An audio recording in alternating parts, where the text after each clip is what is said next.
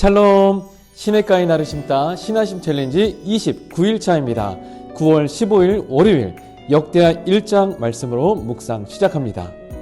혹시 여러분 거인의 어깨 위에 서서 더 넓은 세상을 본다는 말을 들어보셨나요? 위대한 스승님이나 부모님 덕분에 더 나은 출발을 하게 될 때 쓰는 말입니다. 참 감사한 말이지만 동시에 부담감으로 다가오기도 합니다. 과연 내가 저분처럼 할 수 있을까라고 하는 무게감입니다. 오늘 본문에 등장하는 청년 솔로몬이 바로 그런 상황이었습니다. 이스라엘의 역사상 가장 위대한 왕이었던 아버지 다윗의 시대가 막을 내렸습니다. 이제 모든 백성은 거인 다윗의 아들 젊은 왕 솔로몬을 바라봅니다. 기대와 함께 과연 다윗만큼 할 수 있을까 하는 의심의 눈초리도 있었을 것입니다. 이 엄청난 부담감과 책임감 속에서 솔로몬은 자신의 시대를 어떻게 시작했을까요? 오늘 말씀은 그가 자신의 어깨가 아닌 더 크고 위대하신 분의 어깨 위에 서기로 결단했다고 말씀하고 있습니다. 오늘 본문 1절은 다윗의 아들 솔로몬의 왕위가 견고하여 가며 그의 하나님 여호와께서 그와 함께 계시사 심히 창대하게 되니라, 이 선포로 시작합니다. 솔로몬이 창대하게 되고 견고하게 된 비결이 분명하게 제시가 되고 있죠. 바로 하나님이 함께 하심입니다. 솔로몬은 그렇다면 어떻게 하나님의 함께 하심을 경험했을까요? 그는 왕으로서의 막중한 책임감을 자신의 어깨에 짊어지고 홀로 고민하지 않았습니다. 그는 이스라엘의 모든 지도자들을 이끌고 기브온 산당으로 달려갔습니다. 그곳은 당시 모세 시대부터 내려온 하나님의 회막과 놋제단이 있었던 이스라엘의 공식적인 예배 처소였습니다. 그리고 그곳에서 그는 1,000마리의 희생으로 번제를 드립니다. 이것은 내가 이 무거운 짐, 이 왕이라고 하는 직책을 감당할 수 있다라고 하는 자신감의 표현이 아니었습니다. 오히려 그 반대였습니다. 하나님, 이 무거운 사명은 제 힘으로 감당할 수 없습니다. 이 나라는 하나님이 주인된 나라입니다. 하나님이 아버지 다윗을 대신해서 제게 맡겨주셨으니까 이것을 내가 잘 행할 수 있도록 내게 지혜와 지식을 주옵소서라고 하는 전적인 헌신과 신뢰의 고백이었습니다. 여러분, 어떤 새로운 시작에 엄청난 부담과 무게 앞에서 우리가 가장 먼저 해야 할 일은 그 짐을 내려놓고 하나님 앞에 나아가는 겁니다. 하나님을 구하는 그 생명의 자리, 예배의 자리로 나아가는 것입니다. 제사를 드린 그날 밤 하나님께서 솔로몬에게 나타나 물으십니다. 내가 내게 무엇을 주랴? 너는 구하라. 하나님께서 무엇을 원하느냐? 주겠다라고 말씀하시는 어쩌면 인생 절호의 기회입니다. 솔로몬은 여기서 과연 무엇을 구했을까요? 여러분이라면 무엇을 구하셨겠습니까? 솔로몬은 자신의 부담감을 덜어줄 힘이나 재물을 구하지 않았습니다. 그는 먼저 하나님의 약속을 붙들었습니다. 9절입니다. 주 하나님이여 원하건대 주는 내 아버지 다윗에게 허락하신 것을 이제 굳게 하옵소서. 아버지 다윗에게 허락하신 것, 그것은 바로 다윗 언약이었습니다. 네 아들을 통하여 나라를 견고하게 하고 그의 왕위를 영원히 지키겠다라고 하는 하나님이 다윗에게 하셨던 신실한 그 약속입니다.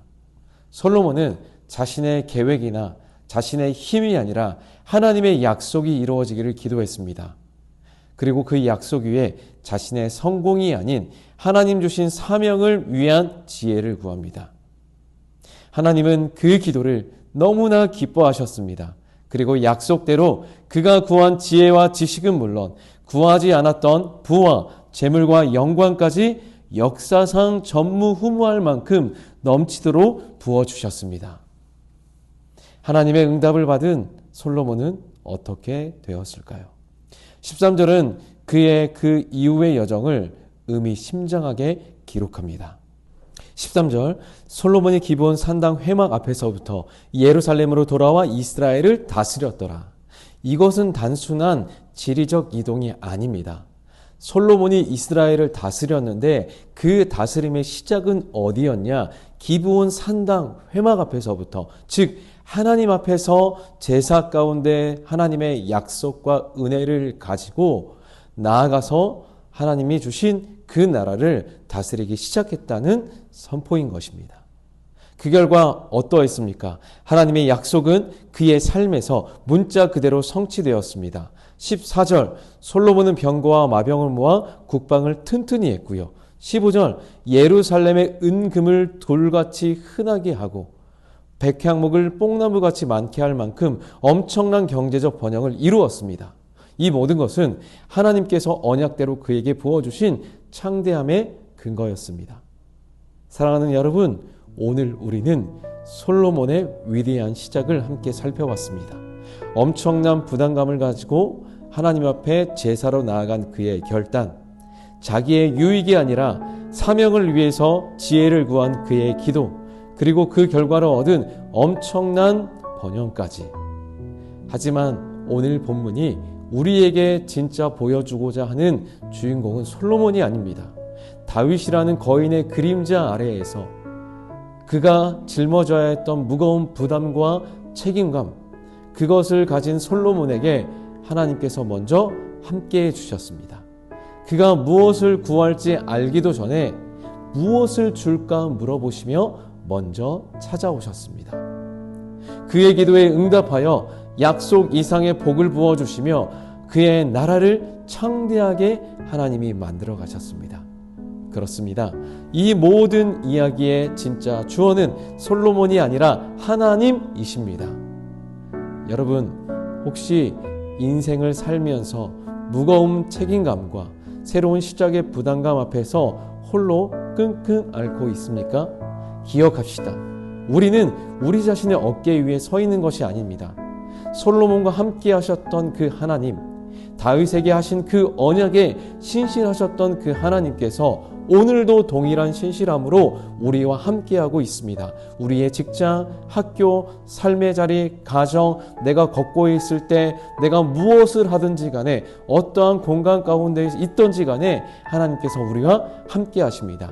그러니까 솔로몬처럼 우리가 우리에게 부담이 있다, 어려움이 있다, 무거움이 있다, 그 짐을 지고 예배의 자리로 나아갑시다. 나의 계획이 아니라 하나님의 약속을 붙들고 기도할 때 하나님께서 우리 모든 새로운 시작을 친히 책임져 주시고 우리가 상상하는 것 이상으로 견고하고 우리의 삶을 성실하게 창대하게 세워 주실 것입니다. 그 은혜를 누릴 수 있는 이번 한 주가 될 수 있길 소망합니다. 주일을 보내고 새로운 또 힘을 얻었을 줄 믿습니다. 한 주간도 더욱더 우리가 독려하시고요. 힘을 다해서 함께 한 주도 승리할 수 있기를 축복합니다. 할렐루야.